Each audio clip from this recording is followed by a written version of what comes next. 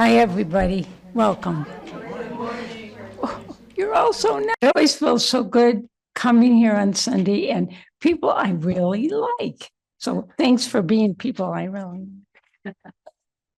If you are a new person to our fellowship or the first time, we're not all weird and crazy, just me. So everybody else is wonderful. Okay. Okay, we're all weird and crazy.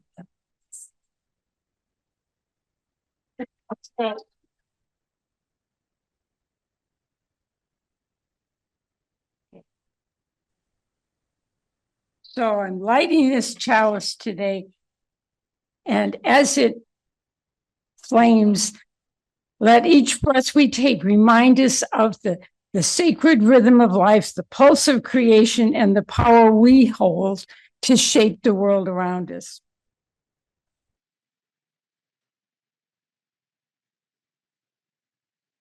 If you are new to this fellowship, you don't know what's going to happen next, but the rest of us do. We take a little time this morning to share our thoughts, moments in our lives that filled us with joy, or sadly, sometimes a little bit of concern. Keep your shirt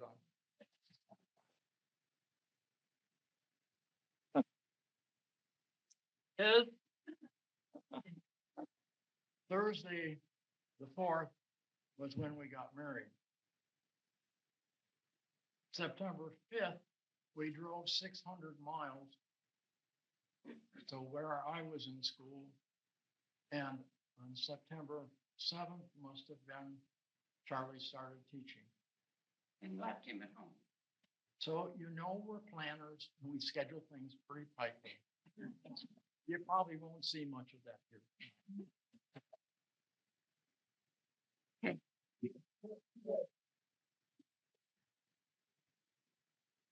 60 years. 60 years, yes, that's a hard thing to say. And now I will try to stay out of this wonderful person's way, the love of my life. Take it, Tom Kinney. Thank you for that resounding introduction.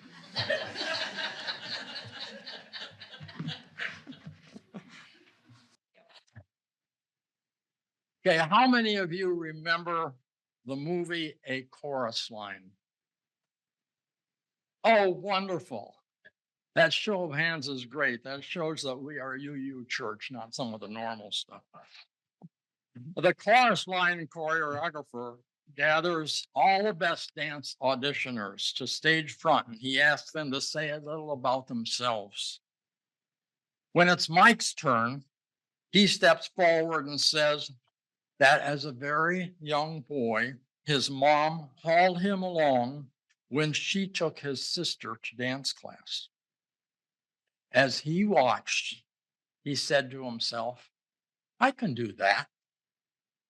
And soon he was saying that to others. Mike then proceeds in the movie to demonstrate all the fancy dance moves he can do, singing, I can do that. About 25 years ago, our UUFR team formed our first of many vision and planning committees, tweaking the vision every 5 years, looking 10 years into the future. Then our membership, like Dancing Mike, decided we can do that.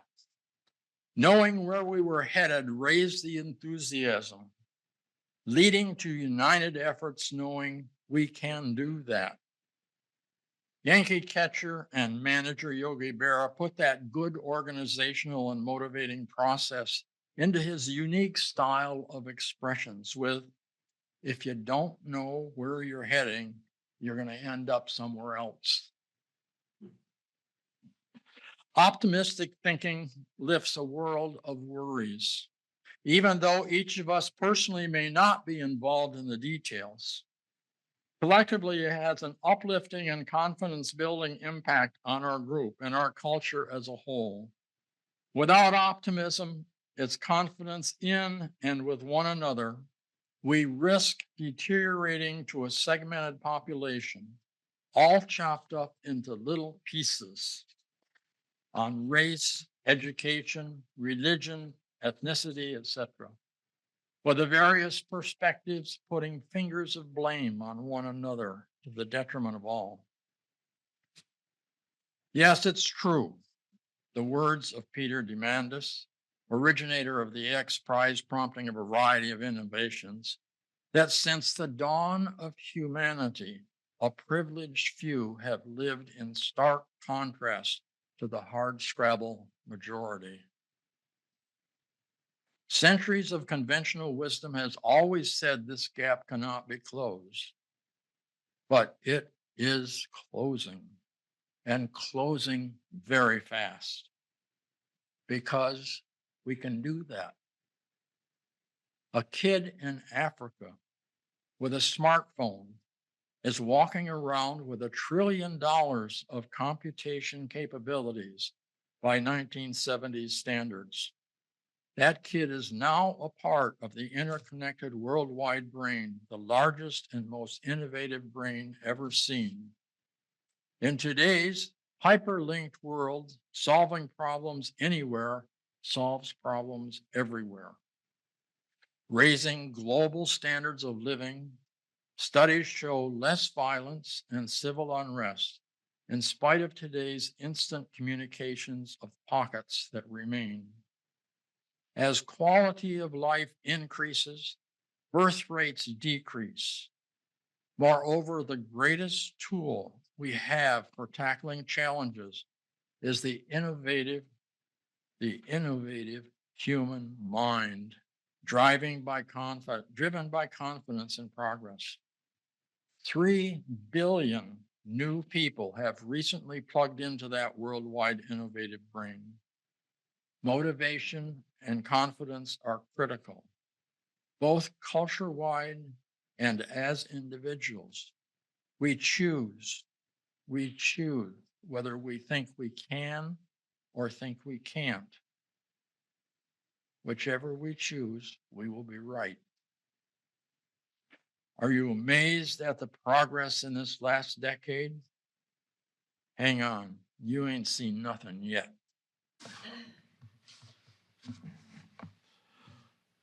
There was a much appreciated plus back when our members provided 25 to 30 of our Sunday talks each year, and that each talk would include a little snippet, event, or background or insight into themselves that made us less strangers to one another. Seemed a good tradition. I want to share with you the good news this morning. Hallelujah. Hallelujah. Sorry, that's a hint of my Dutch Christian Reformed youth.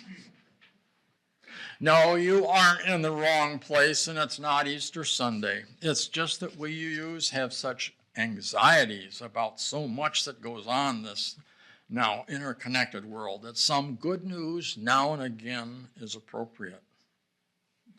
Our first UUFR president, Andy Kelsey, used to tell the story of his first venture into a UU church, which happened to be All Souls Unitarian Universalist in D.C. The sermon was one of attempting to raise the anxieties of one of those awful things going on. At the close of the service, the leader said, "Okay, the buses are out front. Let's all go and demonstrate against." Andy, a retired spy active in the Middle East, where inciting the masses into the streets was common, wasn't about to be so controlled. He walked out, never went back. But when UUFR came along for Andy, his thoughts were, we can do better. And he had that look that said, I can do that. While awareness is certainly good, going beyond that to raising anxieties with dire predictions is a powerful control tool. Organizations raise anxieties to support their agenda.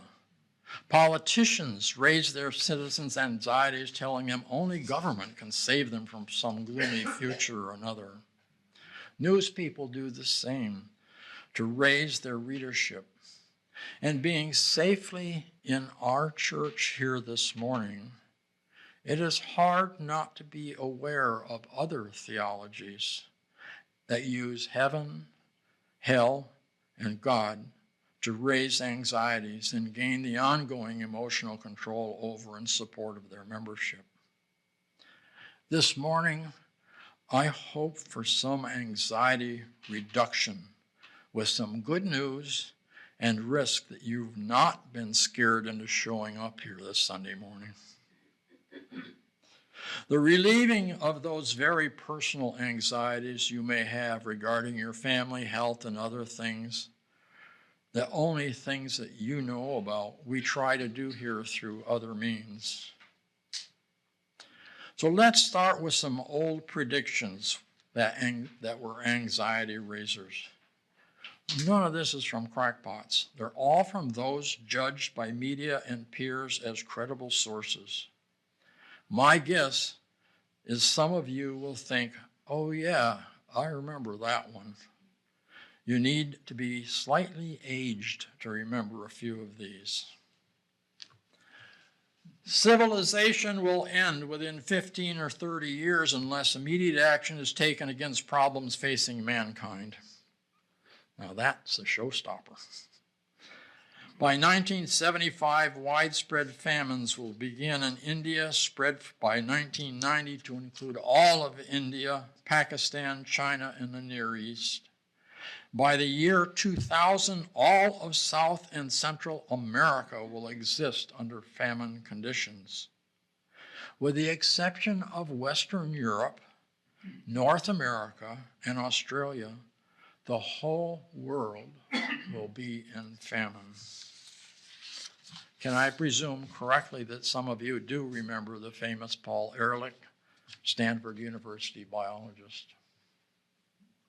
Here's a few more. Scientists have solid evidence that by 1980, urban dwellers will have to wear gas masks to survive air pollution, and light will be filtered out such that none of our land will be usable. By 2000, there won't be any more oil. The Petroleum Institute last month said the demand for oil is continuing to rise and no supply limit in sight. In another decade, which would be almost 4 decades ago, there will be no more songbirds, and between 75 to 80% of all currently living species will be extinct. Sea levels will rise 20 feet by the end of this century, inundating all coastal cities and obliterating island countries. And fresh water will be like gold. That should be sufficient. Some of these people are still at it today. Why is this anxiety rising important to us? Why, if it bleeds, it leads? Because evolution hardwired us to respond to messages of fear and threat. If not conditioned to realistically assess such purported threats, the amygdala in your brain kicks in and is almost impossible to turn off, compromising our health and our productivity. Researchers noted Washington Post stories typically run about 90% negative. Clickbait continues. Bad news sells because the amygdala is always looking for something to fear.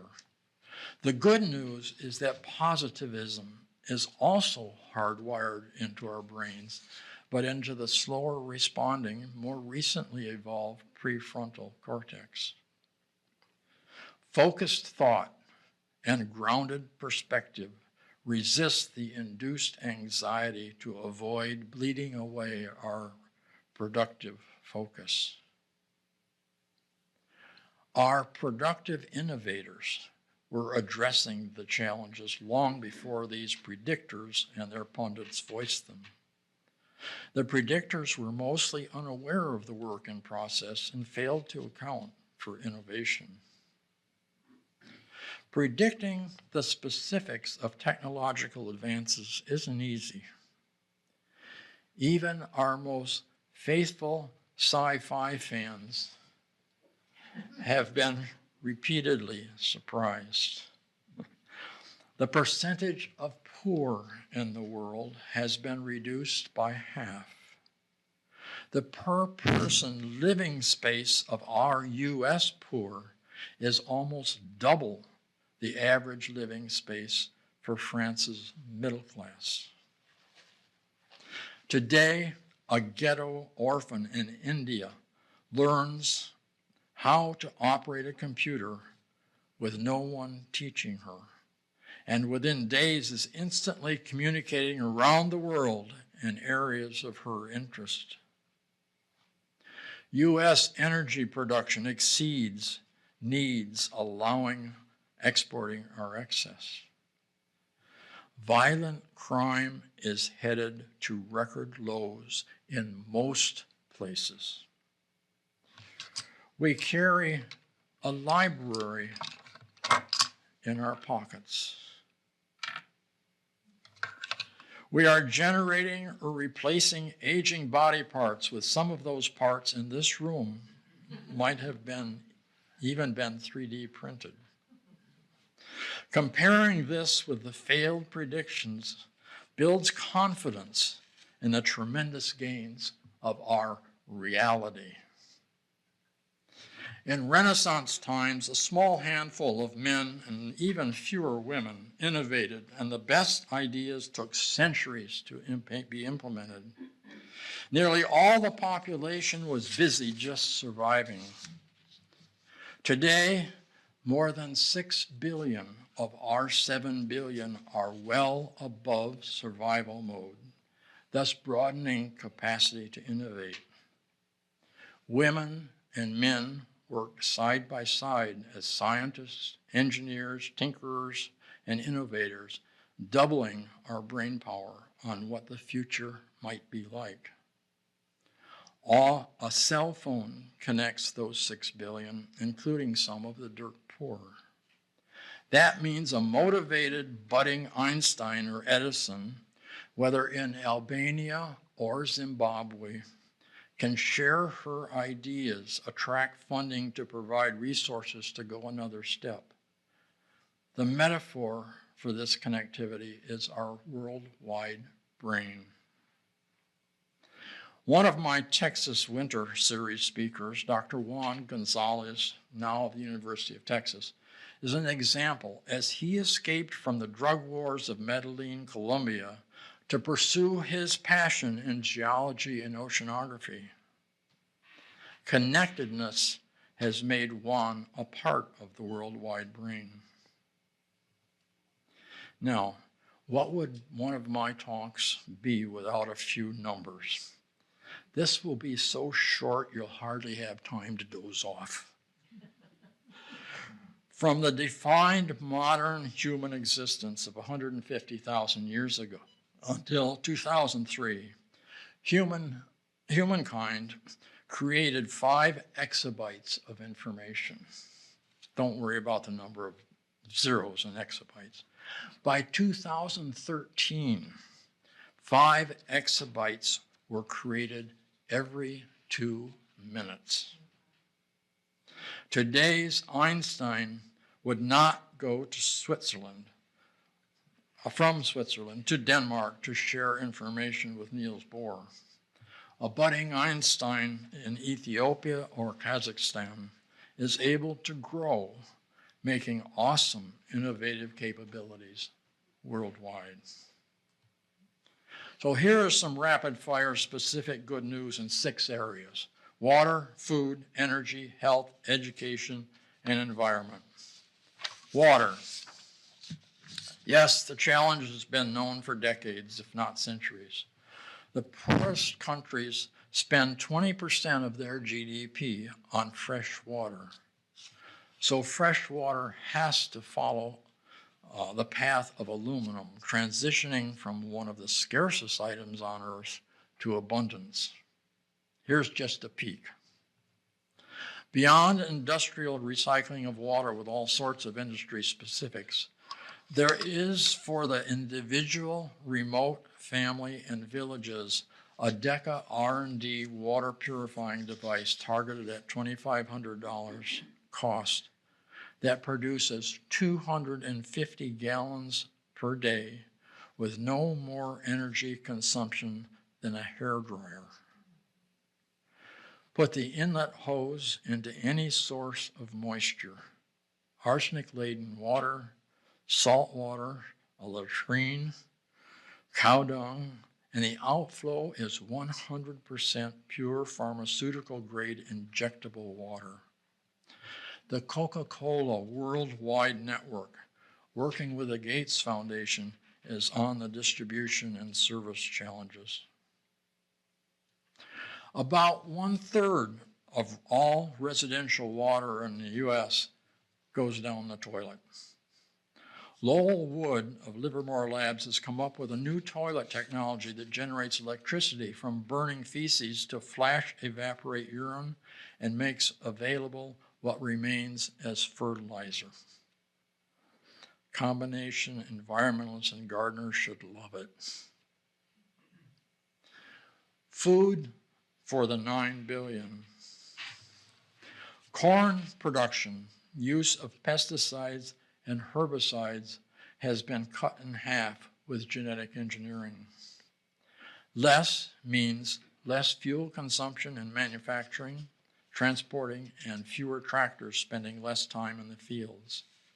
Equivalent of 9 million fewer cars. Driverless tractors doing the farming with continuous soil and moisture samplers, applying fertilizer and irrigation only where needed, are now a reality. Don't think small increases in yields, but actually from 70 bushels per acre in 1970, we are now nearly at 200 bushels per acre. And it's expected that we will hit 300 bushels per acre in the next decade. Producing meat is inefficient. Plant-based meat substitutes with similar nutritional value now fool premier chefs. Automated vertical farms are expanding by 15% per year. Nano farming with single-cell organisms converting sunlight, CO2, and water is exploring moving food production per acre from thousands of pounds per acre to 100,000 pounds per acre.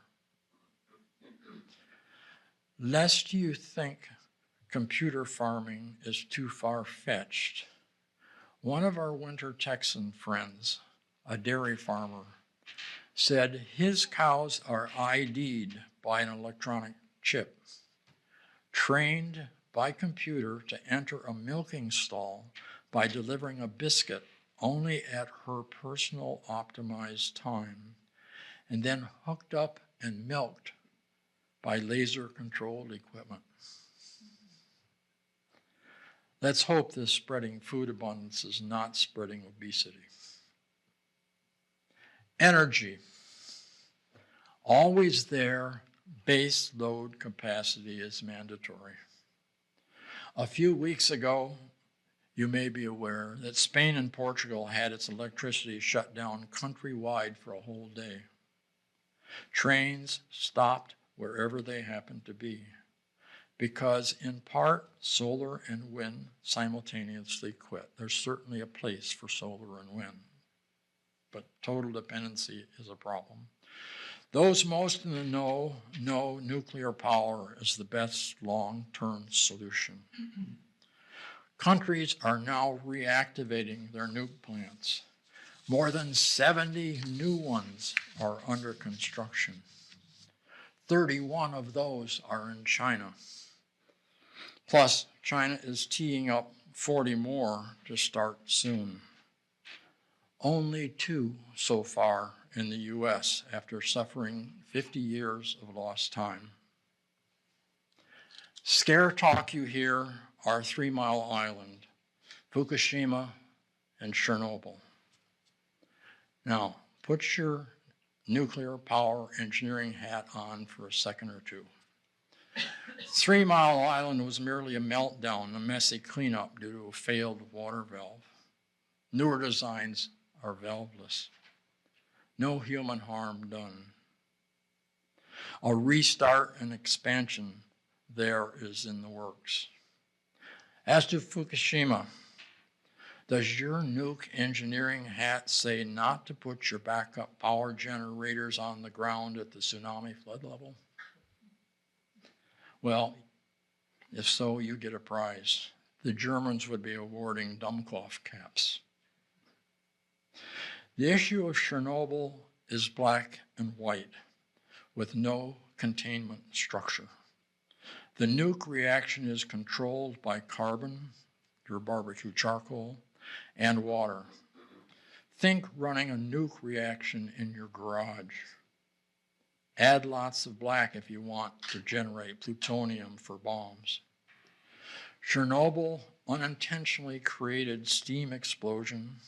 So like in your garage, it blew the roof off the building, letting air in so the carbon could burn. Firemen died shutting down the burning contaminated carbon.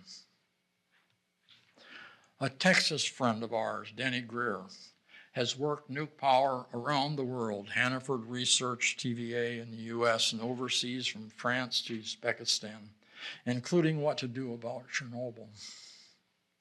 Denny and Sandy have great stories of hosting and working with the Uzbekis. Denny has been in Chernobyl counseling on the enclosure that was actually built and protects that ruin today. No more black hats. Changing to the more rational regulatory processes used for U.S. Navy ships is underway. If the words nuclear power still tense you, talk with our sailors who sleep soundly with a reactor in the next bunk over. Now, my dad, a power company employee, talked in the 1950s about a distant future with a tiny individual home nuke units and a serviceman stopping by every 20 years to drop in a pill, a new pill.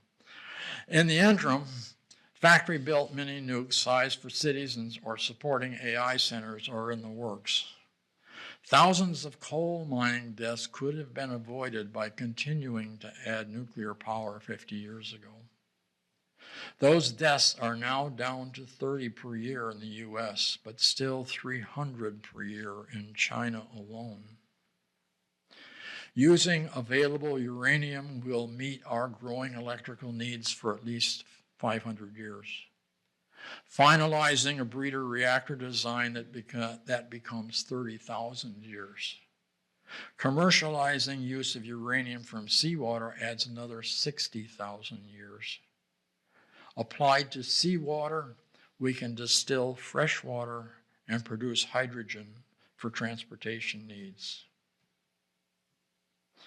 Now, Shirley and I have a personal grudge against nuclear power. In our late teens, I would leave my summer job at GM's Tech Center near Detroit, about here, pick her up at Michigan State where she was finishing her classes, and then we'd go over to the Lake Michigan beaches. There is 3,000 miles of beaches in Michigan. Now that was a favored isolated spot among those 3,000 miles. We never saw anyone there. Our rain and sun protection was a set of old shower curtains, too poor to afford a tent to sleep under. Then Palisades Nuclear Plant began construction right at our selected beach, forcing us to find another fire trail through all the pines forest to another isolated beach. But for generating electricity, nuclear is the bee's knees. California pays double the national electric rates and suffers blackouts and grayouts.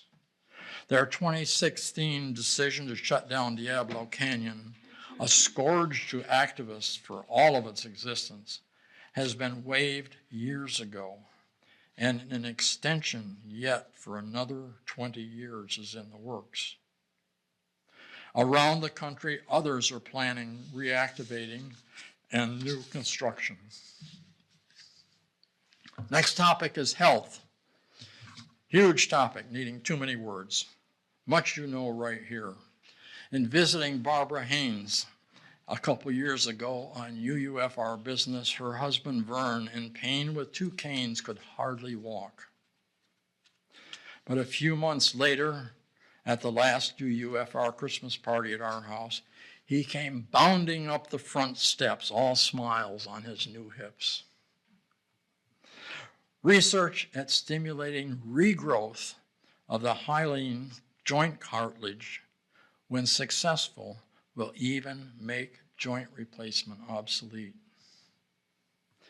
New gains are in the works at retweaking the production of Lenexel, present in children's growing brains, but not in adults.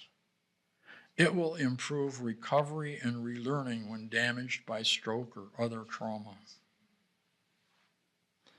Here's one with some wow numbers on deriving molecular architecture from DNA. The 100,000 varieties of venomous creatures produce an estimated 20 million different toxins. Only 1,000 have been analyzed so far for medicinal properties. The result is hypertension treatment discovered in Brazilian pit vipers, fibrosis control in weak hearts from the eastern green mamba, blood sugar reduction and increased insulin production from Gila monsters, anticoagulants from vampire bats, and cancerous cell identification and thus successful surgical removal from the death stalker scorpion.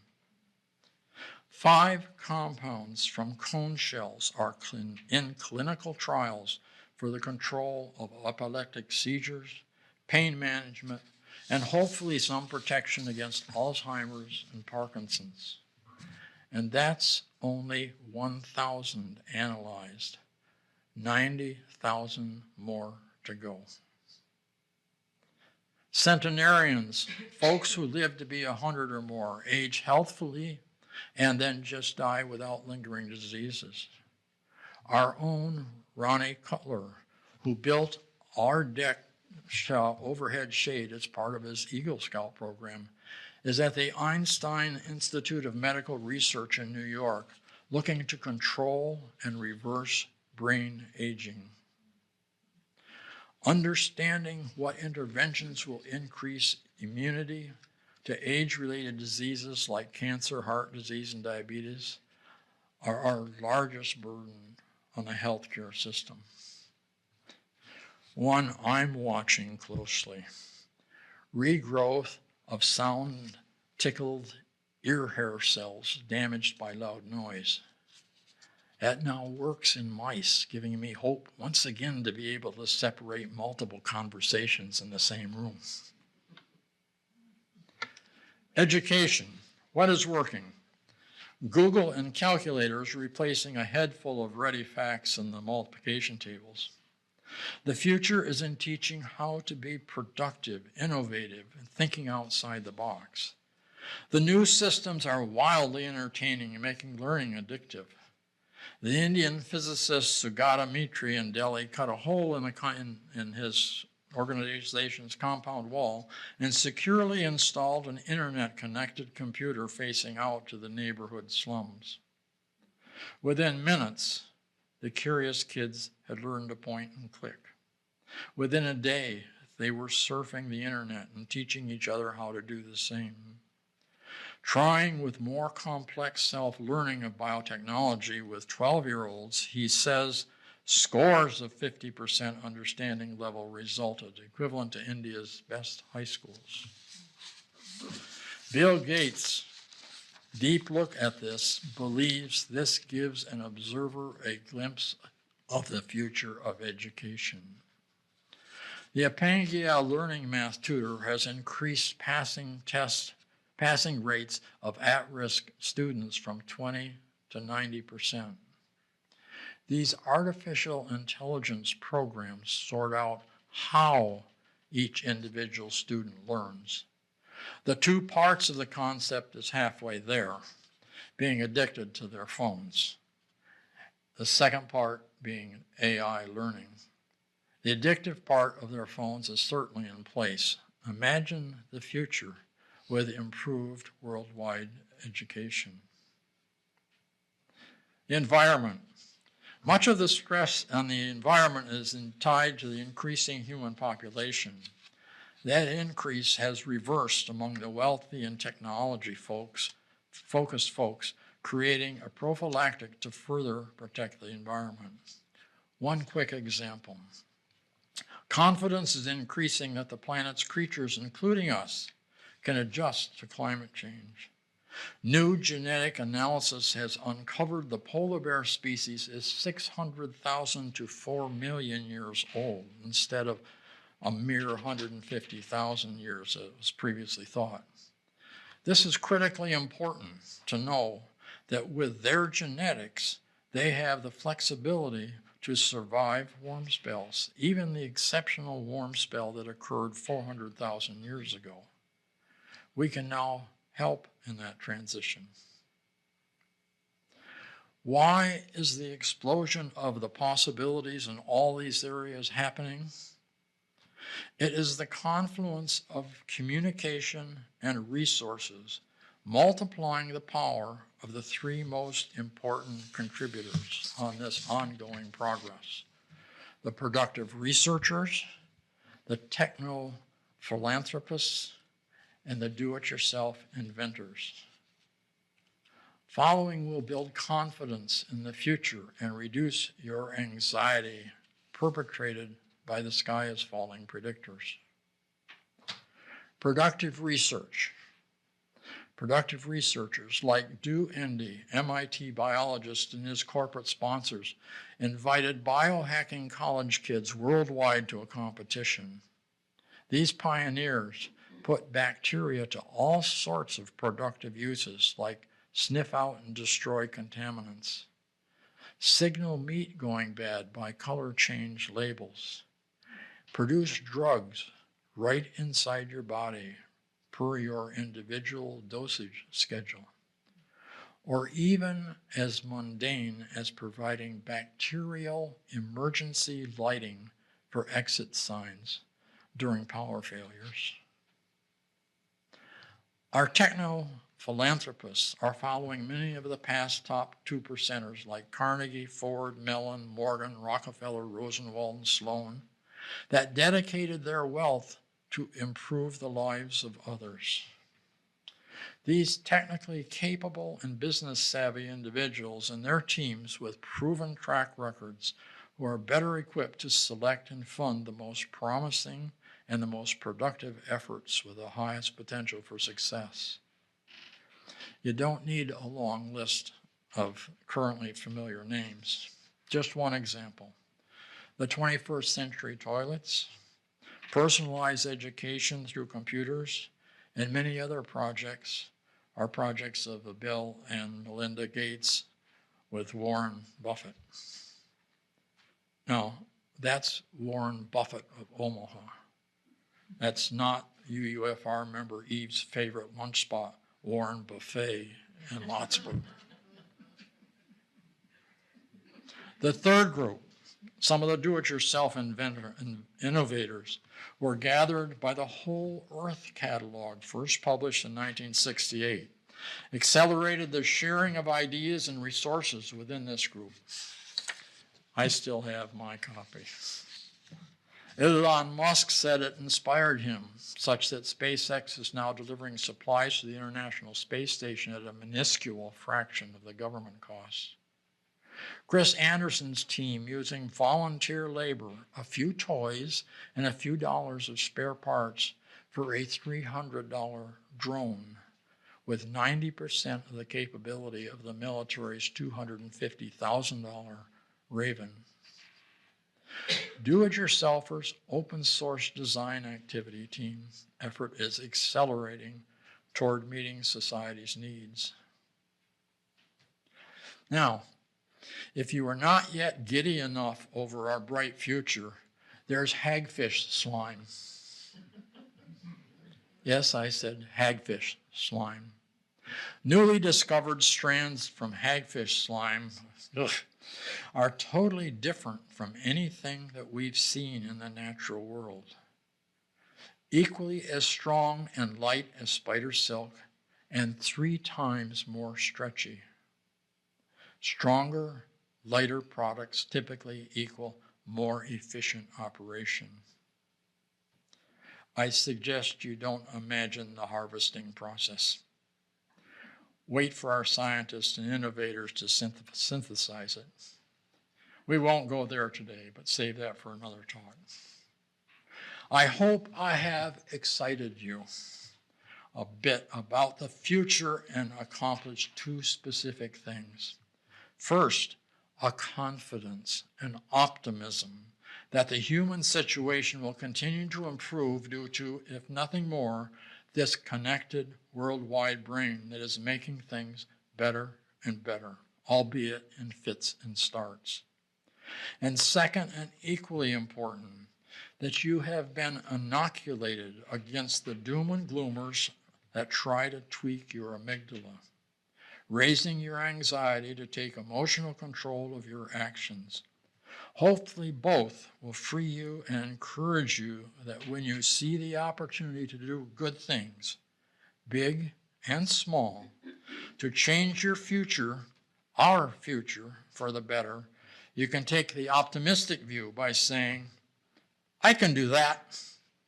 And even if a bit hesitant, you'll find that, yes, you can. Questions?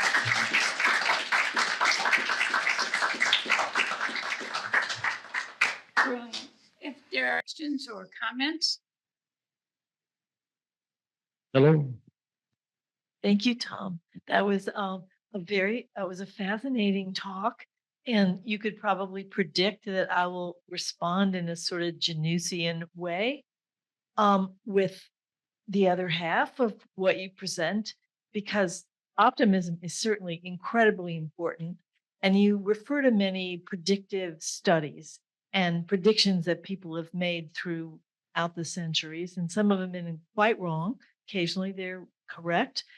But it seems like it's not quite fair to leave out the other side of that, which is knowing about a pending problem allows corrective steps to be taken. And I realize that's part of your can-do attitude about improvements. So when we're heading for a cliff, it's a good idea to make a course correction.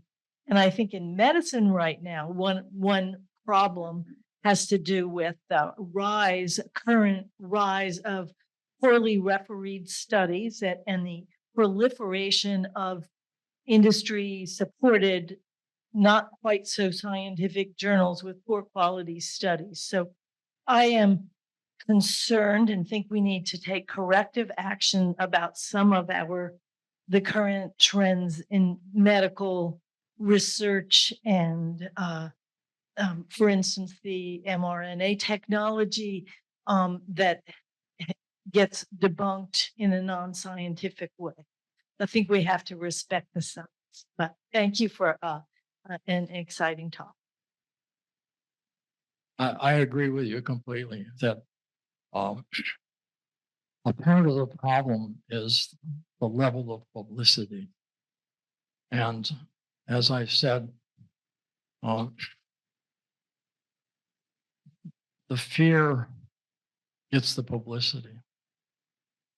And much of the fear does not include the other side that explains what is already and happening. And the nuclear power is a good example. There's a lot of people who were just terribly against it, but they were operating from a pretty low level of information. But they had a tremendous amount of publicity. The other side seems to be quieter, so you don't hear much about that.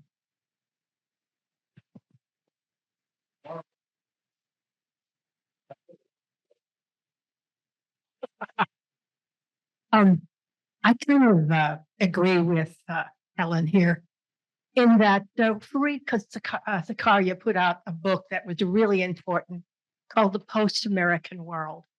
And he talked about the fact that not necessarily the United States was going down as far as their economy, but the rest of the world was coming up. But one of the things that I think, I see happening right now, the way this particular period of time is going, is that what you're talking about may not happen in our country, but will happen in the rest of the world because the experts, the scientists, the people who had the background are sort of being pushed aside. And that's something that I'm not happy to see because I think all of these things will happen. You're right. They will move other places, but not so much here in our current environment. Yeah, I understand that concern. And in some ways, it does seem that we are slipping. However, if you look at it just from a GDP standpoint, Barbara and I are both financially oriented. In 2008, the US GDP was about equal with the GDP of the European conglomerate. Our GDP now is double theirs. Now, how that's going to relate to some of these other things that we're talking about, that remains to be seen.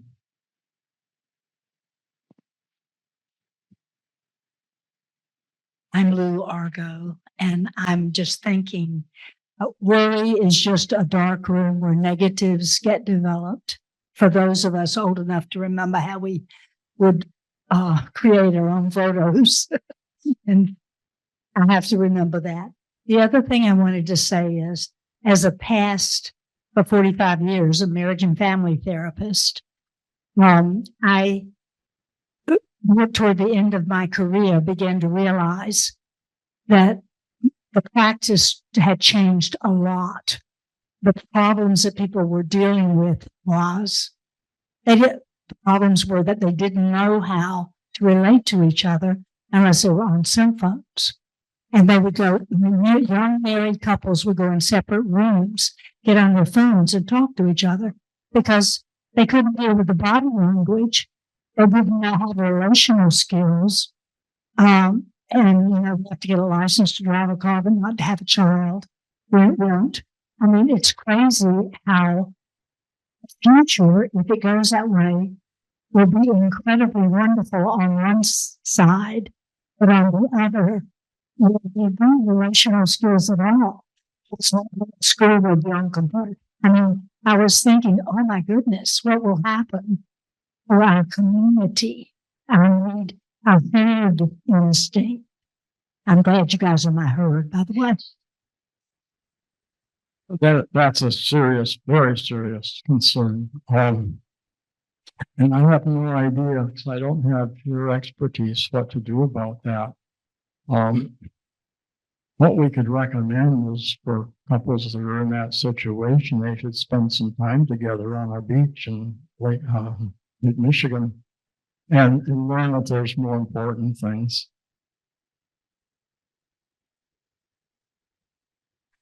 I might note that ordinarily give it hope the way things are going.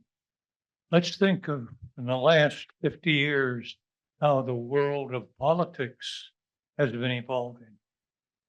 And U.S. is, with the populist used to be Teddy Roosevelt. Now populist is Trump. And this same pattern's happening throughout the world. Need we be scared? Yes. Can we do anything about it? Probably not. But with the normal help in evolution you described, our politics will catch up. In my opinion. I think that's right. We've all been around long enough to know how those things go in cycles. I mean, you can take particular measurements of that and you can see those cycles. And, I've worked overseas in a number of situations. And one of the things I'd always like to ask the folks there, that once they get to know me and they aren't angry at me because I'm an American, I ask them, what is your overall view of the United States of America? And something that I heard frequently is it seems like we're a pendulum. They swing back and forth from one extreme to another. And what's really puzzling is, how do you guys make so much progress down the middle? And sometimes because we're so close to all of this, we don't see that. That's why it's fun to ask people who are at a distance to judge or to explain their view of us. Yeah.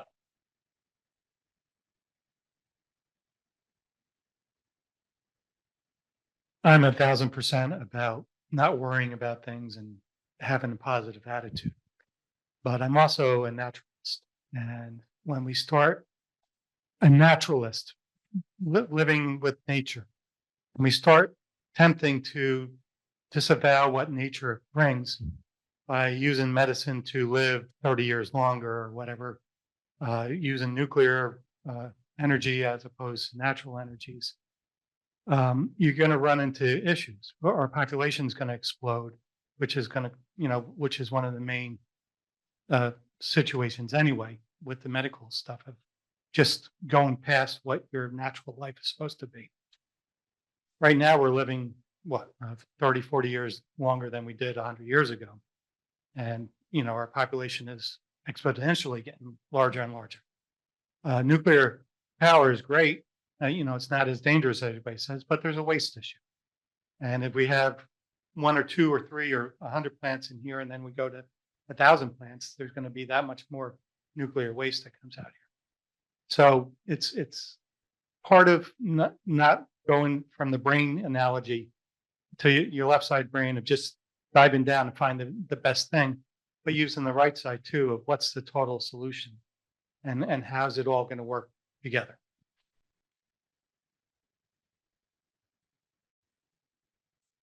It's certainly tough to see that far into the future.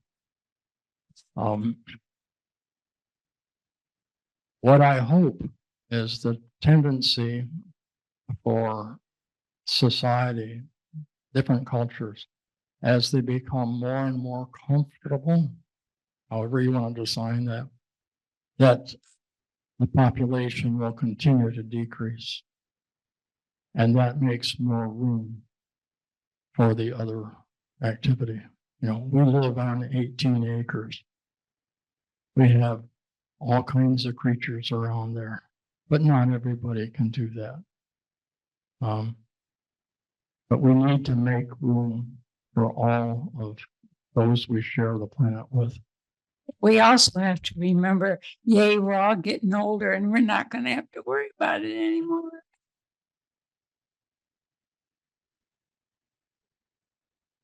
Thinking about some of the things you say, I need to make a prediction myself. Excuse me. I think that as far as hagfish slime goes, it will probably first make a pretty nifty toy before it becomes something really useful.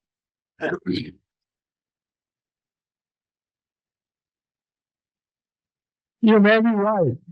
Can you imagine a paddleboard, with a little ball in it? Thank you for your attention. I have 2 sets of closing words for you today. First, from Alan Rufus.